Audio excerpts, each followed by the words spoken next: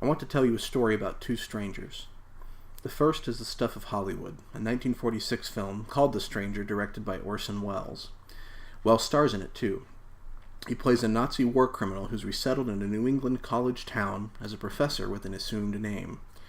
When he's suspected by Edward G. Robinson's character, an investigator for the UN War Crimes Commission, he attempts to make himself appear beyond suspicion by claiming the German people cannot be reformed by the international community, but must be annihilated. The German sees himself as the innocent victim of world envy and hatred conspired against, set upon by inferior peoples, inferior nations. He cannot admit to error, much less to wrongdoing.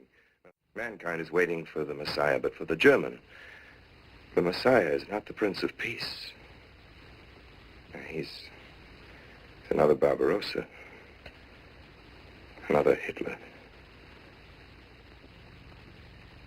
Well, then you have no faith in the reforms that are being effected in Germany. I don't know, Mr. Wilson. I can't believe that people can be reformed except from within. The basic principles of equality and freedom never have, never will take root in Germany. The will to freedom has been voiced in every other tongue.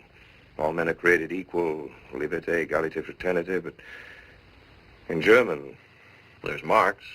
Proletarians unite, you have nothing to lose but your chains. but Marx wasn't a German, Marx was a Jew. For Robinson's character, this is the dead giveaway that Welles is a Nazi. Well, who but a Nazi would deny that Karl Marx was a German because he was a Jew? I think I'll stick around for a while.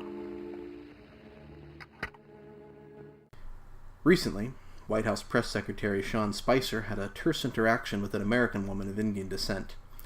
It ended with Spicer saying, "Such a great country that allows you to be here." The woman was born in the United States. There's a rising tide in America which views the United States as belonging primarily to a certain group of people. White conservatives, usually those identifying as Christians. They claim not to be bigoted.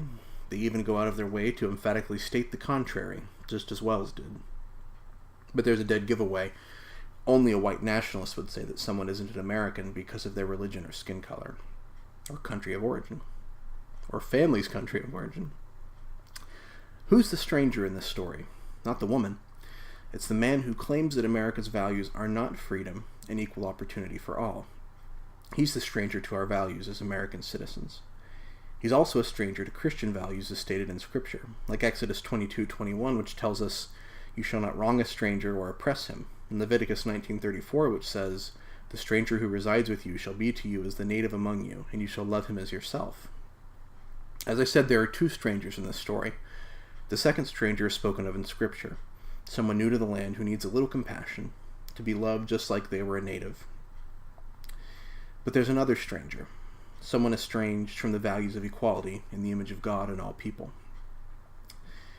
As Americans, and even more as Christians, for those among us who are, we should make one of these strangers feel welcome and let the other one know that he is not one of us.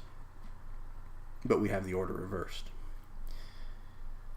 If you enjoyed this podcast, I hope you'll subscribe and check back. In the near future, I hope to have additional content exploring theological themes in film, sort of like this, but longer, and hopefully in a panel. This was kind of just a short, brief thing on my mind.